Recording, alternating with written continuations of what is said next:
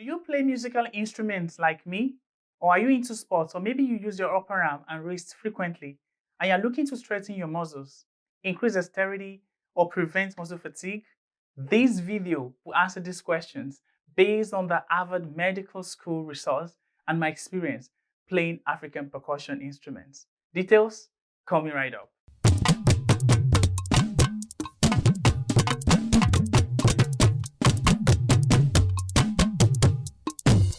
Hey, I am Olufemi from the CGP channel, where we spread God's light through music and art. I oversee the percussion series of the channel, and the focus here is to introduce you to some of the Afro-Cuban percussion instruments, like the talking drum, the bata, djembe, conga, timbales, and others. I've been playing percussion instruments for a while, and sometimes I have this discomfort around my wrist, my joints, sometimes my knuckles after playing these instruments. It was quite concerning for me, and as a percussionist, I followed Giovanni Hidalgo, John Santos, and other veterans' advice in preventing muscle fatigue. Because playing musical instruments involves repetitive motion, which could be physically exhausting on the long run. This warm-up routine has been reviewed by occupational therapists, wellness coaches, and in addition to the Harvard Medical School online resource on exercises to improve hand mobility. Please check the link below in the comment section for the website. Now let's dive into the exercises. We have the palm to the sky and palm to the floor exercise, the wrist flexion and extension, the Namaste stretch. We also have the wrist radial and ulnar deviation exercise, the thumb flexion and thumb extension, and finally we have the hand and finger tendon glide. Let's look at these exercises one after the other. With the palm to the sky and palm to the floor exercise, you could sit or stand and hold your hands out in the T position. You then rotate your hands so that your palms are facing up, then followed by your palms facing down. Up and down, up and down, and these could be repeated for 10 to 15 seconds. If possible, you could introduce a shoulder rotation in between your warm-up routines by extending the reach to other muscle groups. That means the outward rotation of the shoulder and the inward rotation of the shoulder. A variation is the wrist supination and pronation, where the arms are close to the side, just like so. The elbow bends to angle 90, and the palm facing down. The forearm is rotated such that you can have your palm facing up and down, up and down. The next exercise is the wrist flexion and extension. Here you have your wrist out in a stop gesture. The other hand is just to bend the wrist slightly backwards. Then you could feel a stretch in the right forearm. You can hold for 10 to 15 seconds and repeat with the other hand. This sequence can be repeated between 3 to 5 times with no force used when stretching. Flexion is the opposite, where the wrist is bent at angle 90 degrees or close, and then the right hand is held down and pulled gently backwards towards the hand. You feel a stretch at the back of the forehand and at the back of the wrist. Of course, repeat the same step for the other hand and the duration as extension. The Harvard variation is done by placing the forehand on the table on the rolled up towel for padding and hand hanging off the edge of the table.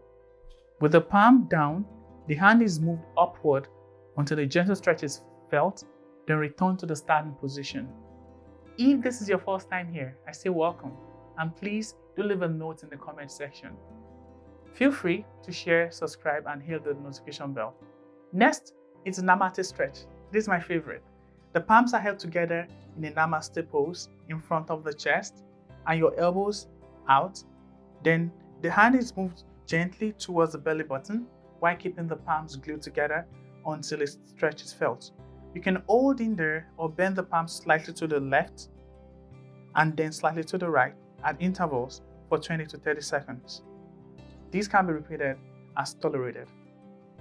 With the wrist radial and ulnar deviation, you support the forearm on a table or a flat surface on a rolled up towel for padding.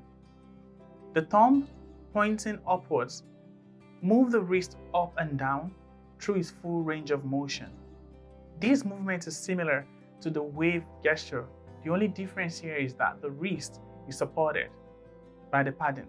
The next exercise is thumb flexion and extension exercise.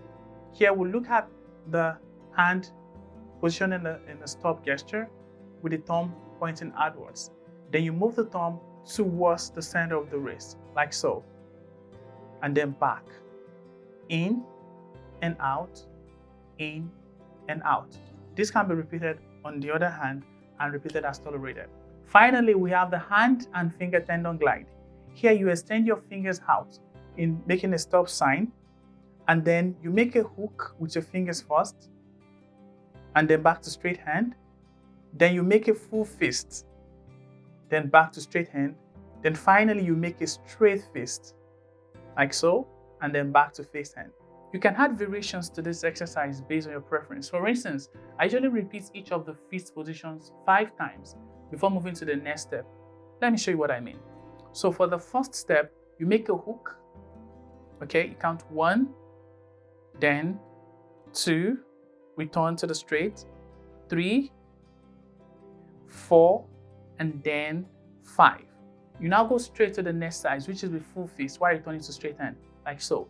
1, then 2, 3, 4, and 5.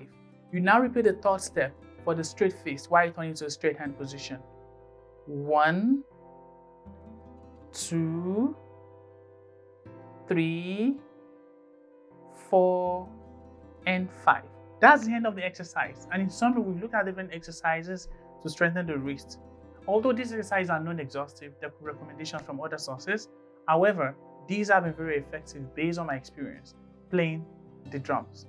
Now that the warm-up routines are done, let's start working through playing some African percussion instruments. See you in the next video.